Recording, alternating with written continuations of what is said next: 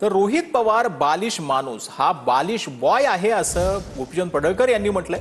कुठल्या मंत्र्यांच्या विरोधात बोलणं न बोलणं विरोधकांचा अधिकार असल्याचं देखील गोपीचंद पडळकरांनी म्हटलंय। रोहित पवारांना नेता होण्याची घाई लागली असं देखील पडळकर यांनी म्हटलंय। कुठलाही विषय कुठेही डायव्हर्ट करणं रोहित पवारांनी थांबवलं पाहिजे असं देखील पडळकर यांनी म्हटलेलं आहे।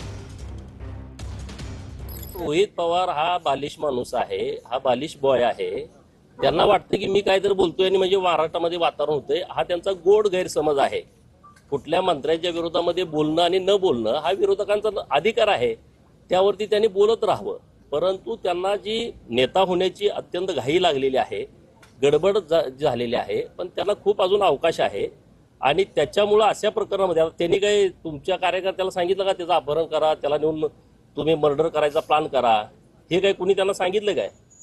म्हणून कुठला तरी विषय कुणीकडे तरी डायव्हर्ट करणं हे रोहित पवारांनी थांबवलं पाहिजे।